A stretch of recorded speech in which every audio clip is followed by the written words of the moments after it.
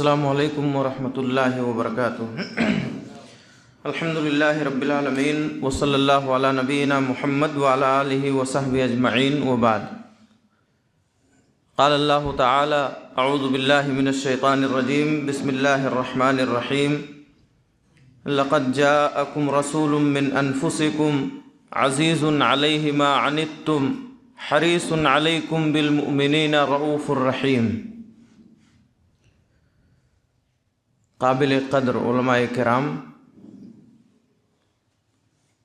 میرے سامنے بیٹھے ہوئے معزز و مکرم سامعین، پردے کی اوٹ سے ہماری باتیں سن رہی ہماری ماؤں بہنوں، حمد و صلات کے بعد میں نے قرآن مجید کی ایک آیت کریمہ تلاوت کی ہے۔ اسی آیت کی روشنی میں تھوڑی دیر آپ سے خطاب ہوگا۔ اللہ تعالیٰ سے دعا ہے بار الہ ہم تمام لوگوں کو کہنے و سننے سے زیادہ کتاب و سنت کے احکام پر عمل کرنے کی توفیق عطا فرمائے۔ حضرات گرامی، میرے موضوع کا اعلان ہوا محبت رسول صلی اللہ علیہ وسلم۔ کئی بار اس موضوع پر آپ حضرات نے خطاب سنا ہے۔ اس سے پہلے جو پروگرام ہوا تھا اس پر بھی محبت رسول کے موضوع پر ایک شاندار تقریر عزیز گرامی قاضی محمد اسماعیل فیضی حفظہ اللہ نے کی تھی۔ میں چونکہ محبت رسول صلی اللہ علیہ وسلم اس موضوع کے دو جانب ہیں، دو رخ ہیں اس کے۔ ایک تو آپ نے کئی بار سنا ہے، ایک جانب یہ ہے کہ ہم اللہ کے نبی صلی اللہ علیہ وسلم سے کس قدر محبت کریں، اس محبت کا فائدہ اور ثمرہ کیا ہے، اس کے تقاضے کیا ہیں۔ اور ایک دوسرا جانب ہے، دوسرا کیا بلکہ وہی پہلا ہے، تصویر کا جو پہلا رخ ہے وہ میں آپ کو دکھانا چاہتا ہوں۔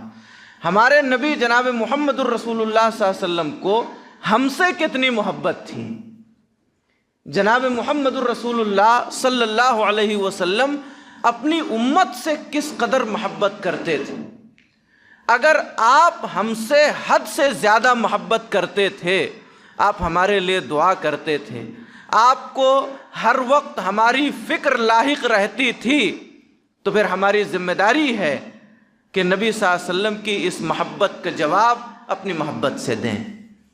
اللہ تعالیٰ نے قرآن مجید میں اس کا ذکر کیا ہے، اللہ تعالیٰ نے اس کا تذکرہ فرمایا، لَقَدْ جَاءَكُمْ رَسُولٌ مِّنْ أَنفُسِكُمْ، تمہارے درمیان تمہیں میں سے ایک رسول آیا ہے، کوئی غیر نہیں ہے، تمہارے درمیان کا، تمہارے خاندان و قبیلے کے اگل بغل رہنے والا تمہیں جیسا ایک انسان، ہم نے اسے رسول بنا کر کے بھیجا ہے۔ اس رسول کی خوبی یہ ہے وہ تم سے اس قدر محبت کرتا ہے، کوئی ایسی چیز جو تمہارے لیے پریشانی کا سبب ہو جائے، کوئی ایسا عمل جس کے کرنے میں تمہیں دشواری ہو، وہ اس عمل سے بہت حد تک کنارہ کشی اختیار کرتا ہے۔ تم اگر کسی چیز سے تکلیف میں مبتلا ہو جاؤ، اللہ کے رسول صلی اللہ علیہ وسلم کو یہ بات گوارا نہیں گزرتی۔ میں آپ کو بتاؤں، نبی کریم صلی اللہ علیہ وسلم، آپ بہت سارے اعمال ایسے ہیں، حدیث پڑھیں گے، آپ کی خواہش تھی کہ امت اس عمل کو کرے، آپ صلی اللہ علیہ وسلم چاہتے تھے کہ وہ عمل کیا جائے، لیکن اس ڈر سے آپ نے اس کا حکم نہیں دیا کہ کہیں یہ عمل امت پر فرض نہ کر دیا جائے اور ہماری امت پریشانی میں مبتلا ہو جائے۔ نبی کریم صلی اللہ علیہ وسلم کی خواہش تھی کہ ہر وضو کے وقت لوگ مسواک کریں، جب بھی وضو کرنے کے لیے آئیں تو وضو کرنے سے پہلے مسواک کریں، جب بھی نماز کے لیے آئیں تو نماز سے پہلے، جماعت میں شامل ہونے سے پہلے مسواک کر لیا کریں۔ لیکن جناب محمد الرسول اللہ صلی اللہ علیہ وسلم کو یہ لگا کہ یہ عمل اگر ہم نے ان کے لیے کہہ دیا، ان کو ترغیب دلائی اور یہ اس عمل کو کرنے لگے، کہیں ایسا نہ ہو کہ یہ عمل ان پر فرض کر دیا جائے، پھر یہ امت دشواری میں مبتلا ہو جائے۔ لولا ان اشق علی امتی لامرتهم بالسواک عند کل صلاۃ یا عند کل وضو، حدیثوں میں آتا ہے اگر میں اپنی امت پر اس بات کو مشکل نہ سمجھتا کہ میری امت مشقت میں اور حرج میں مبتلا ہو جائے گی تو میں انہیں ہر نماز کے وقت مسواک کا حکم دے دیتا، لیکن چونکہ میری امت کے لیے یہ چیز اگر فرض کر دی گئی تو دشواری ہوگی، پریشانی میں یہ مبتلا ہو سکتے ہیں، اس لیے آپ صلی اللہ علیہ وسلم نے خواہش اور چاہت کے باوجود، چونکہ امت کے لیے یہ چیز پریشانی کا سبب تھی، اس لیے آپ نے اس کا حکم نہیں دیا۔ آپ دیکھیے حدیثوں میں آتا ہے اللہ کے نبی جناب محمد الرسول اللہ صلی اللہ علیہ وسلم نے ایک دن عشاء کی نماز میں بڑی تاخیر کی، صحابہ کرام مسجد نبوی میں بیٹھے ہیں، عشاء کی اذان ہو چکی ہے، نماز کا انتظار کر رہے ہیں، انتظار کرتے کرتے انہیں نیند آنے لگی، ان کے سر جھومنے لگے، حدیث کے الفاظ ہیں ان کے سر جھومنے لگے، اونگھ آنے لگی۔ اللہ کے نبی صلی اللہ علیہ وسلم کافی تاخیر سے نکل کر کے آئے اور آپ نے آ کر کے نماز پڑھائی۔ عشاء کی نماز پڑھانے کے بعد آپ صلی اللہ علیہ وسلم نے اپنے صحابہ کو مخاطب کر کے فرمایا، اے لوگو، اگر میں اس چیز کو تم پر دشواری اور پریشانی کا سبب نہ سمجھتا تو عشاء کی نماز کا یہی وقت ہوتا۔ آدھی رات کے وقت جب ساری دنیا سو جائے، سب سو جائیں، تو ہمارے امتی آ کر کے اللہ کے سامنے سر جھکائیں، یہ ہماری خواہش ہے، لیکن اس وقت تمہارے لیے نماز کا پڑھنا یہ دشوار اور مشکل ہے، اس لیے میں نے اس وقت کو ترک کر دیا۔ دیکھیے ہماری فکر اللہ کے نبی صلی اللہ علیہ وسلم کو لائق ہے، میری امت رات کے اس وقت اپنے بستر کو، اپنے بچوں کو، اپنے گھر کو چھوڑ کر کے مسجد میں آئے اور نماز پڑھے، یہ میرے امتی پر دشوار ہوگا، یہ ان کے لیے مشقت اور حرج کا سبب ہوگا، اس لیے اللہ کے نبی صلی اللہ علیہ وسلم نے اس عمل سے اپنے آپ کو روک لیا۔ اللہ کے نبی صلی اللہ علیہ وسلم مسجد نبوی میں ہیں، رات کا وقت ہے، رمضان کا مہینہ ہے، آپ نماز پڑھنے لگے، قیام اللیل آپ نے کیا، نماز تراویح جس کو آپ کہتے ہیں۔ مسجد میں جتنے لوگ تھے اچھا موقع انہیں ملا کہ اللہ کے نبی صلی اللہ علیہ وسلم نماز پڑھ رہے ہیں، چلیے یہ نفلی نماز آپ کے پیچھے جماعت کے ساتھ پڑھ لیں۔ جو لوگ حاضر تھے مسجد میں رات کے وقت، سارے لوگ اللہ کے نبی صلی اللہ علیہ وسلم کے ساتھ کھڑے ہو گئے، آپ صلی اللہ علیہ وسلم نے انہیں جماعت کے ساتھ نماز تراویح یا نماز تہجد پڑھائی۔ دوسرے دن جب اور صحابہ کرام کو خبر ملی کہ اللہ کے نبی صلی اللہ علیہ وسلم کے ساتھ ہمارے ساتھیوں نے رات میں قیام اللیل کیا ہے، تو دوسری رات اور بہت سارے لوگ آ گئے، مسجد میں ایک بڑی تعداد آ گئی۔ اللہ کے نبی صلی اللہ علیہ وسلم نے انہیں دوسرے دن بھی جماعت کے ساتھ نماز تہجد، نماز تراویح پڑھائی۔ جب دوسرے دن لوگ گئے نماز پڑھ کر کے اور زیادہ لوگوں کو اطلاع ملی تو تیسرے دن پوری مسجد بھر گئی، نبی کریم صلی اللہ علیہ وسلم نے پھر نماز پڑھائی۔ چوتھے دن اتنے لوگ آ گئے کہ مسجد میں جگہ نہیں رہ گئی، مسجد کے باہر بھی لوگ ہیں۔ اللہ کے نبی صلی اللہ علیہ وسلم اس دن اپنے کمرے سے نہیں نکلے، آپ نے دیکھا کہ لوگ مسجد میں موجود ہیں، آپ کی خواہش بھی تھی کہ رات میں قیام کیا جائے، ہمارے صحابہ بھی پڑھیں، مگر آپ اپنے حجرے میں موجود رہے اور آپ نکلے نہیں، آپ نماز فجر کے لیے نکلے۔ آپ نے نماز فجر پڑھائی اور پڑھانے کے بعد ان صحابہ کرام کو مخاطب کر کے کہا کہ سنو، میں نے تمہارا شوق دیکھا، پہلی رات میں کم تھے، دوسری رات میں تعداد بڑھ گئی، تیسری رات اور لوگ ہو گئے، چوتھی رات میں پوری مسجد بھر گئی، مجھے اس بات کا اندیشہ اور خطرہ لاحق ہوا کہ کہیں یہ نماز تم پر فرض نہ کر دی جائے، تم دشواری میں مبتلا نہ ہو جاؤ، اس لیے آج کی رات میں نہیں نکلا۔ حضرات گرامی، آپ صلی اللہ علیہ وسلم کی خواہش ہے، آپ چاہتے ہیں کہ قیام اللیل، تہجد جماعت کے ساتھ اپنے امتی کو، اپنے لوگوں کو، اپنے صحابہ کو پڑھائیں، مگر ڈر یہ ہے کہ کہیں فرض نہ ہو جائے، شریعت نازل ہو رہی ہے، شریعت میں تبدیلیاں ہو رہی ہیں، کہیں ایسا نہ ہو کہ یہ نماز بھی میری امت پر فرض کر دی جائے اور میری امت اس نماز کو نہ پڑھ سکے۔ تو حضرات گرامی، خواہش کے باوجود، چاہت کے باوجود آپ نے بعض اعمال اس لیے چھوڑ دیے کہ میری امت مشقت میں مبتلا نہ ہو جائے۔ اللہ تعالیٰ نے اس کا ذکر کیا، عزیز علیہ ما عنتم، اس نبی پر دشوار گزرتا ہے وہ عمل جو تمہیں دشواری میں مبتلا کر دے۔ ان کی امت کو جو چیز دشواری اور پریشانی میں مبتلا کر دے، نبی کریم صلی اللہ علیہ وسلم کو اس عمل سے تکلیف ہوتی ہے، پریشانی ہوتی ہے۔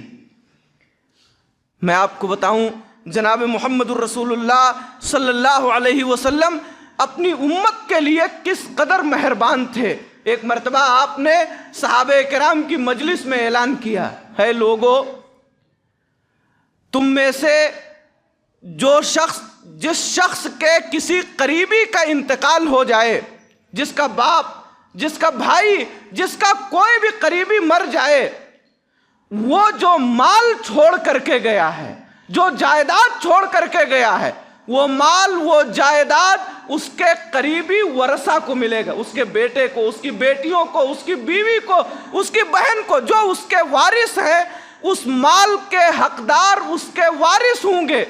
لیکن اگر کوئی شخص مر جائے اور وہ قرضہ چھوڑ کر کے گیا ہو تو اس کا ذمہ دار میں ہوں۔ میری امت کا کوئی بھی شخص اگر اس کا انتقال ہو گیا اور وہ کسی سے قرض لے کر کے مر گیا ہے، نہیں ادا کر سکا ہے، تو اس کا ذمہ دار محمد الرسول اللہ صلی اللہ علیہ وسلم ہے۔ اگر کوئی شخص مر گیا ہے، اس نے چھوٹے چھوٹے بچے چھوڑے ہیں، تو ان بچوں کی کفالت کا، ان کی ذمہ داری پوری محمد الرسول اللہ صلی اللہ علیہ وسلم کی ہے۔ مال مجھے نہیں چاہیے۔ اگر کوئی مرا ہے، مال چھوڑ کر کے گیا ہے، تو اس کا مال اس کے بچوں کو، اس کی بچیوں کو ملے گا۔ لیکن اگر وہ قرضدار ہو کر کے مر گیا ہے تو اس کی ذمہ داری میری ہے۔ اگر اس نے چھوٹے چھوٹے بچے چھوڑے ہیں تو ان بچوں کی ذمہ داری میری ہے، ان کی پرورش، ان کی تعلیم و تربیت کی ذمہ داری محمد الرسول اللہ صلی اللہ علیہ وسلم کی۔ حضرات گرامی، یہ محبت ہے جناب محمد الرسول اللہ صلی اللہ علیہ وسلم کو اپنی امت سے۔ یہی نہیں، اللہ کے نبی صلی اللہ علیہ وسلم نمازوں میں نماز پڑھتے تو نماز سے فارغ ہونے کے بعد آپ اپنی امت کے لیے دعائیں کرتے تھے۔ ہر نماز میں فارغ ہونے کے بعد آپ اپنی امت کے لیے ہاتھ اٹھا کے دعا کرتے تھے۔ آپ دیکھیے، صحیح مسلم کی روایت ہے، حضرت عبداللہ ابن عمرو ابن عاص رضی اللہ تعالیٰ عنہ روایت کے راوی ہیں، راتوں میں اٹھ کر کے روتے تھے۔ اللہ کے نبی صلی اللہ علیہ وسلم رات کو اٹھ کر کے اپنی امت کے لیے روتے تھے۔ ایک دن رات کے وقت آپ بیدار ہوئے، قرآن مجید کی تلاوت کر رہے ہیں، حضرت ابراہیم علیہ السلام کا قول آپ کے سامنے سے گزرا۔ ابراہیم علیہ السلام نے کہا، رب انہن اضللن کثیرا من الناس، اے اللہ ان بتوں نے بہت سارے لوگوں کو گمراہ کر ڈالا۔ فمن تبعنی فانہ منی، جس نے میری اتباع کی، میری لائی ہوئی شریعت کو مان لیا، وہ مجھ میں سے ہے، اور جس نے میری نافرمانی کی، اے اللہ تو ان سے تیری ذمہ داری ہے ان لوگوں کو کے ساتھ فیصلہ کرنا۔ ومن عصانی فانک غفور الرحیم۔ اور حضرت عیسیٰ علیہ السلام کا قول اللہ کے نبی صلی اللہ علیہ وسلم نے پڑھا، جو قرآن مجید میں ذکر ہے، اے اللہ اگر تو نے انہیں عذاب دیا، اے اللہ، عیسیٰ علیہ السلام اللہ سے کہہ رہے ہیں، ان تعذبہم فانہم عبادک، اے اللہ اگر ان لوگوں کو تو عذاب میں مبتلا کر دے تو یہ تیرے بندے ہیں، اور اگر تو معاف کر دے انہیں تو تو غالب اور رحم کرنے والا ہے۔ یہ دو نبیوں کا قول قرآن مجید میں اللہ کے نبی صلی اللہ علیہ وسلم نے پڑھا۔ اس کے بعد اللہ کے نبی صلی اللہ علیہ وسلم نے اپنا ہاتھ اٹھایا، رات کی تاریکی میں سارے لوگ سو رہے ہیں، قرآن مجید کی تلاوت میں دو انبیاء کی دعائیں نبی صلی اللہ علیہ وسلم کے سامنے سے گزری ہیں، اور اس کے بعد آپ ہاتھ اٹھا رہے ہیں، اور ہاتھ اٹھانے کے بعد آپ رونے لگے، اپنی امت کے لیے رو رہے ہیں، اپنی امت کے لیے، اے اللہ میری امت کی مغفرت فرما، اے اللہ میری امت کی مغفرت فرما، یہ کہہ کر کے آپ رو رہے ہیں۔ اللہ تعالیٰ نے حضرت جبریل امین کو بھیجا جبریل جاؤ اور محمد الرسول اللہ صلی اللہ علیہ وسلم سے پوچھو ما یبکی کا، اے نبی آپ کو کس چیز نے رلایا ہے، آپ رو کیوں رہے ہیں، جبکہ اللہ تعالیٰ بخوبی جانتا ہے۔ جبریل امین آئے ہیں اللہ کے حکم سے، نبی کریم صلی اللہ علیہ وسلم سے پوچھ رہے ہیں اے اللہ کے پاک رسول آپ رات کی اس تاریکی میں ساری دنیا سو رہی ہے، آپ رو کیوں رہے ہیں؟ اللہ کے نبی صلی اللہ علیہ وسلم نے کہا اپنی امت کے لیے، میری امت کہیں گمراہ نہ ہو جائے، میری امت کہیں جہنم میں نہ چلی جائے، مجھے اپنی امت کی فکر دامنگیر ہے اور میں اپنی امت کے لیے اس رات کی تاریکی میں رو رہا ہوں۔ جبریل امین نے جا کر کے اللہ رب العالمین کو بتایا، اللہ تعالیٰ نے کہا اے جبریل جاؤ میرے محبوب جناب محمد الرسول اللہ صلی اللہ علیہ وسلم سے کہہ دو اِنَّا سَنُرْضِيكَ فِي أُمَّتِكَ وَلَا نَسُوءُكَ، اے نبی ہم آپ کو آپ کی امت کے بارے میں خوش کر دیں گے، راضی کر دیں گے، آپ کو ناخوش اور ناراض نہیں کریں گے۔ حضرات گرامی آپ دیکھیے نبی کریم صلی اللہ علیہ وسلم کی محبت ہم سے، اپنی امت سے آپ صلی اللہ علیہ وسلم کس قدر محبت کر رہے ہیں کہ رات کی تاریکی میں سارے لوگ سوئے ہوئے ہیں، آپ قرآن کی تلاوت کرتے ہوئے دو انبیاء کی دعاؤں سے گزرتے ہیں تو ہاتھ اٹھا کے اللہ سے دعا کرنے لگتے ہیں اور رونے لگتے ہیں اپنی امت کی فکر میں۔ یہ آپ صلی اللہ علیہ وسلم کی محبت ہے ہم سے اور آپ سے۔ صحیح مسلم میں حضرت عائشہ رضی اللہ تعالیٰ عنہ کی روایت ہے، کہتی ہیں کہ جب میں اللہ کے نبی صلی اللہ علیہ وسلم کو دیکھتی کہ آپ اچھے موڈ میں ہیں، آپ خوش ہیں، تو میں اللہ کے نبی صلی اللہ علیہ وسلم سے کہتی کہ اللہ کے پاک رسول آپ میرے لیے دعا کر دیجئے۔ حضرت عائشہ رضی اللہ تعالیٰ عنہ جو نبی صلی اللہ علیہ وسلم کی سب سے چہیتی بیوی ہیں، کہتی ہیں جب میں دیکھتی کہ آپ خوش ہیں، آپ مطمئن ہیں، آپ اچھے موڈ میں ہیں، تو میں کہتی کہ اللہ کے پاک رسول آپ اللہ تعالیٰ سے میرے لیے دعا کر دیجئے۔ اللہ کے نبی صلی اللہ علیہ وسلم دعا کرتے، کون سی دعا کرتے؟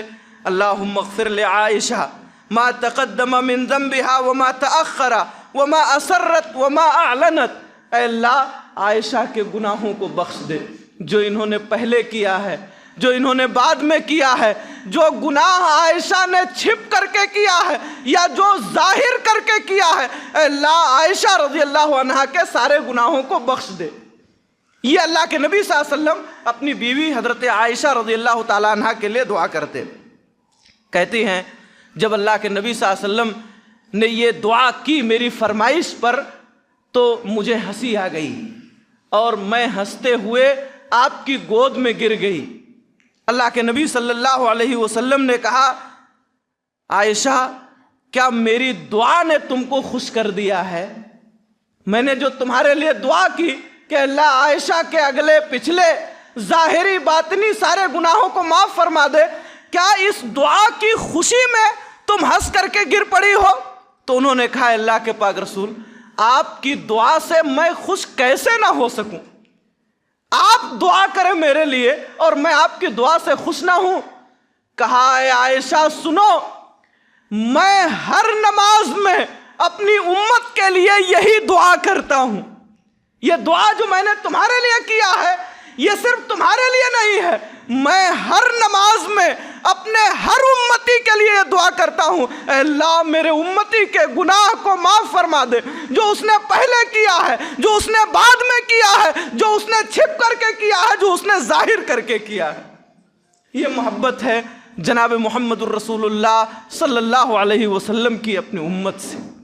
حضرات گرامی بہت شفیق اور مہربان تھے اللہ کے رسول صلی اللہ علیہ وسلم۔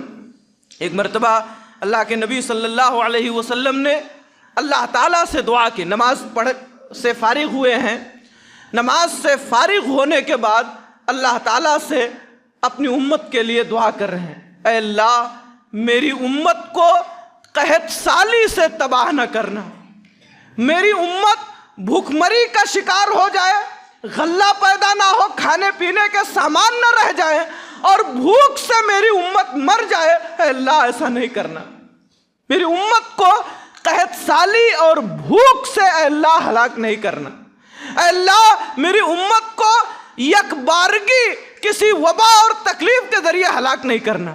یہ اللہ کے نبی صلی اللہ علیہ وسلم دعا کر رہے ہیں اپنی امت کے لیے۔ ایک مرتبہ آپ صلی اللہ علیہ وسلم نے کہا، صحیح مسلم کی روایت ہے کہ ہر نبی کو ایک اسپیشل دعا دی گئی۔ اللہ تعالیٰ نے اپنے ہر نبی کو ایک خاص دعا دیا، جس دعا کی قبولیت کا وعدہ کیا۔ ہر نبی، جتنے دنیا میں نبی آئے، سارے انبیاء سے کہا کہ ایک دعا تمہاری امت کے بارے میں قبول کی جائے گی، تم جب چاہو وہ دعا کر سکتے ہو۔ اللہ کے نبی صلی اللہ علیہ وسلم کہتے ہیں کہ تمام انبیاء نے دنیا میں اس دعا کو کر لیا۔ سارے لوگوں نے وہ دعا، وہ مقبول دعا جس کو اللہ تعالیٰ نے قبول کرنے کا وعدہ کیا تھا، سارے انبیاء نے وہ دعا اسی دنیا میں کر لی۔ وَإِنِّ اخْتَبَأْتُ دَعْوَتِي لِيَوْمِ الْقِيَامَةِ شَفَاعَةً لِأُمَّتِي۔ اللہ کے نبی صلی اللہ علیہ وسلم کہتے ہیں، اور میں نے اپنی اس دعا کو اپنی امت کی بخشش کے لیے قیامت کے لیے چھوڑ دیا۔ میں نے کہا دنیا میں یہ دعا نہیں کریں گے، قیامت کے میدان میں میں اپنی امت کی بخشش کے لیے، ان کے جہنم سے نجات کے لیے، جنت میں داخلے کے لیے میں اللہ تعالیٰ سے وہ دعا کروں گا۔ یہ اللہ کے نبی صلی اللہ علیہ وسلم کی محبت ہے۔ اور یہی نہیں، یہ دعا اللہ کے نبی صلی اللہ علیہ وسلم کریں گے۔ بخاری و مسلم کی ایک لمبی روایت ہے، قیامت کا دن ہوگا، بڑا پرخطر، بہت لمبا، دھوپ بڑی سخت ہوگی، ہر شخص پسینے میں شرابور ہوگا۔ لوگ ایک دوسرے سے کہیں گے کہ چلیے کسی آدمی سے کہا جائے کہ وہ اللہ تعالیٰ کے پاس چل کر کے سفارش کر دیں اور حساب کتاب کا معاملہ شروع ہو جائے۔ لوگ یہ کہہ کر کے حضرت آدم علیہ السلام کے پاس جائیں گے اور جا کر کے کہیں گے کہ آپ ابو البشر ہیں، اس روئے زمین پر اللہ تعالیٰ نے سب سے پہلے آپ کو اتارا، چلیے اللہ تعالیٰ سے آپ ہمارے لیے دعا کیجئے، اللہ سے گزارش کیجئے، آپ ہماری تکلیف دیکھ رہے ہیں، پسینے میں شرابور ہیں، بڑا لمبا دن ہے، سب تکلیف میں ہے، چلیے اللہ تعالیٰ سے گزارش کیجئے، سفارش کیجئے۔ آدم علیہ السلام کہیں گے نفسی نفسی، مجھے میری اپنی جان کی پڑی ہے، میں بہت پریشان ہوں، میں نے اللہ تعالیٰ کے حضور ایک غلطی کر دی تھی، ایک درخت کا پھل کھانے سے روک دیا گیا تھا، میں اس درخت کے قریب چلا گیا تھا، اللہ کی نافرمانی ہوئی، میں خود بچ جاؤں یہ مجھے اپنی فکر دامنگیر ہے، میں کیسے اللہ تعالیٰ کے حضور جا کر کے کچھ کہہ سکتا ہوں۔ وہ لوگ حضرت ادریس علیہ السلام کے پاس آئیں گے، حضرت نوح علیہ السلام کے پاس آئیں گے، حضرت ابراہیم علیہ السلام کے پاس آئیں گے، اسماعیل علیہ السلام کے پاس جائیں گے، حضرت موسیٰ و عیسیٰ کے پاس جائیں گے، ایک ایک کر کے سارے انبیاء کے پاس لوگ جائیں گے اور یہی کہیں گے کہ چلیے اللہ تعالیٰ سے سفارش کیجئے کہ اللہ تعالیٰ حساب کتاب کر دے اور اس برے اور پریشان کن منظر سے ہم نجات پا جائیں۔ سارے انبیاء یہی کہیں گے نفسی نفسی، میرے بس کی بات نہیں ہے، مجھے اپنے جان کی پرواہ ہے، میں اللہ کے حضور میں نے خطا کی ہے، غلطی کی ہے، میں کیسے اللہ کے پاس جا سکتا ہوں۔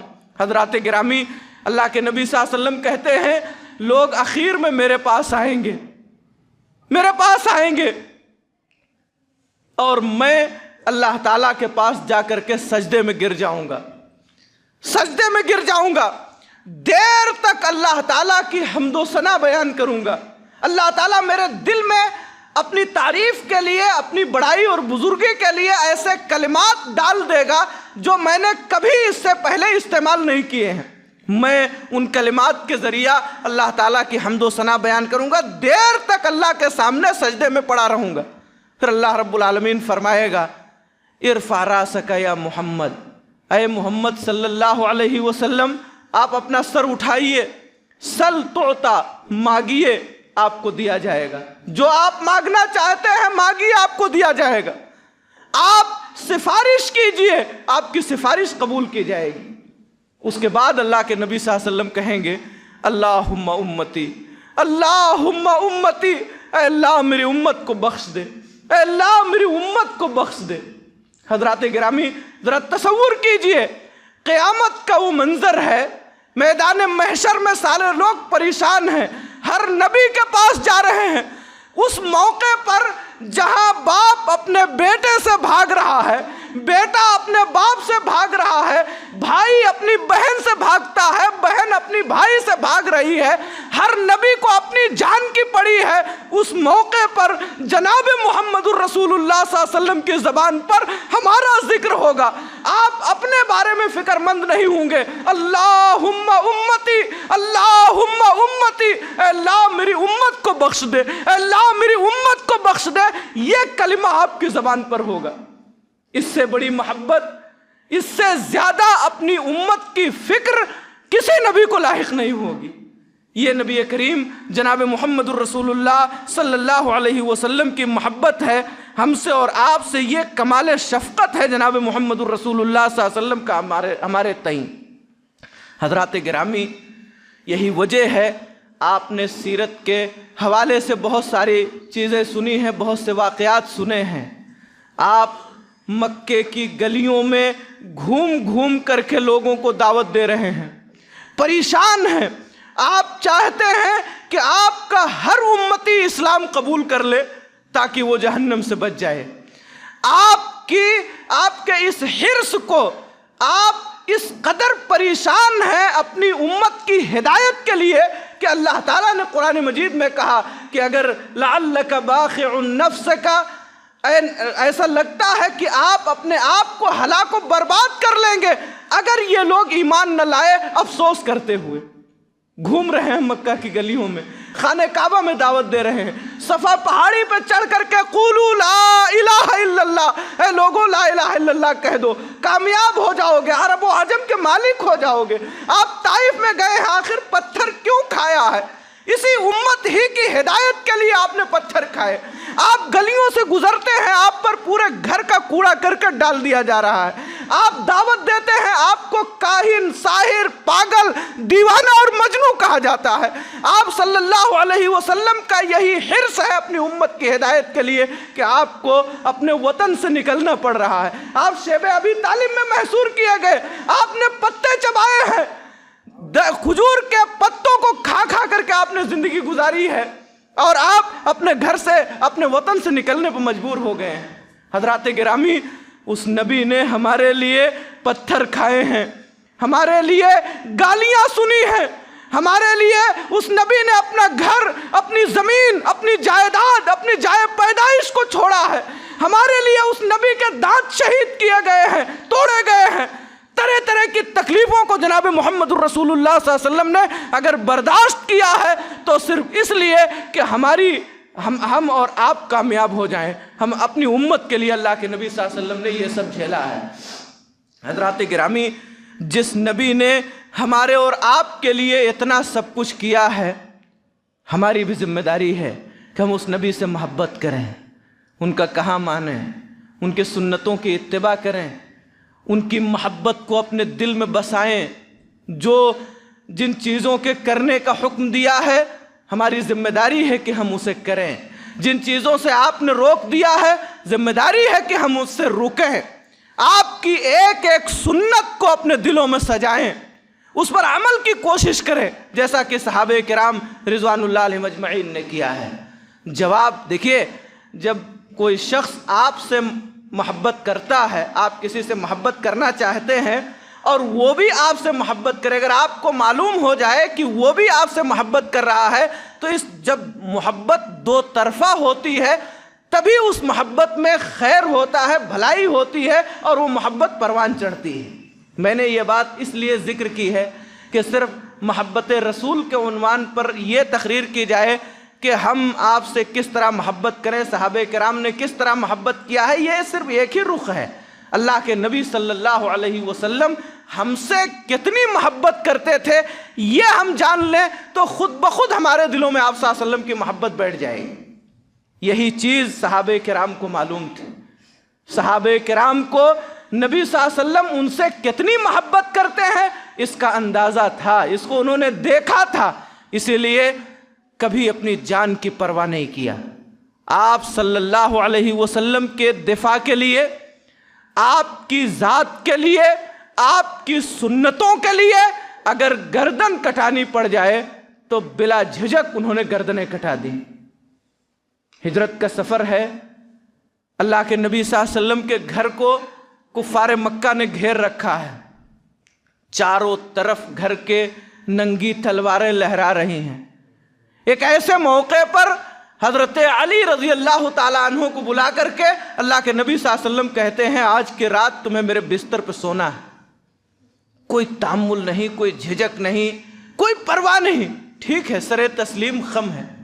آپ ذرا غور کیجئے، چاروں طرف ننگی تلواریں لہرا رہی ہوں، کب لوگ گھس جائیں اور گردن مار دیں کوئی پتہ نہیں ہے۔ اپنی جان کی پرواہ کیے بغیر جناب محمد الرسول اللہ صلی اللہ علیہ وسلم کے حکم کی بجاوری کیا اور رات بھر نبی صلی اللہ علیہ وسلم کے بستر پر لیٹے رہے۔ وہیں آپ سفر سے جب نکلے ہیں، مکہ سے نکل کر کے مدینہ کی طرف روانہ ہوئے ہیں، یار غار حضرت ابو بکر صدیق رضی اللہ تعالیٰ عنہ آپ کے ساتھ ہیں۔ کبھی آپ کے آگے چلتے ہیں، تھوڑی دیر کے بعد آپ کے پیچھے چلنے لگتے ہیں، کچھ دیر کے بعد دائیں آ جاتے ہیں، تھوڑی دیر کے بعد بائیں آ جاتے ہیں۔ اللہ کے نبی صلی اللہ علیہ وسلم نے کہا ابو بکر یہ کون سی چال ہے، کیا ماجرا ہے؟ کہا اللہ کے پاک رسول جب مجھے یہ لگتا ہے کہ دشمن آگے سے آپ پر حملہ نہ کر دے تو میں آپ کے آگے آ جاتا ہوں۔ وہ سینہ کس کام کا جو اپنے نبی کا دفاع نہ کر سکے، جو اپنے نبی کو بچا نہ سکے۔ جب مجھے یہ لگتا ہے کہ دشمن کا تیر اور اس کا نیزہ پیچھے سے آ کر کے آپ کے پیٹھ پر نہ لگ جائے تو میں آپ کے پیچھے آ جاتا ہوں۔ وہ پیٹھ کس کام کی جو نبی کریم صلی اللہ علیہ وسلم کا دفاع نہ کر سکے، آپ کو بچا نہ سکے۔ جب مجھے یہ لگتا ہے کہ دشمن دائیں سے نہ آ جائے تو میں آپ کے دائیں کھڑا ہو جاتا ہوں۔ وہ بازو کس کام کے جو نبی کریم صلی اللہ علیہ وسلم کا دفاع نہ کر سکے، آپ کو بچا نہ سکے۔ یہ محبت ہے اللہ کے نبی جناب محمد الرسول اللہ صلی اللہ علیہ وسلم سے۔ غزوہ احد کے موقع پر جب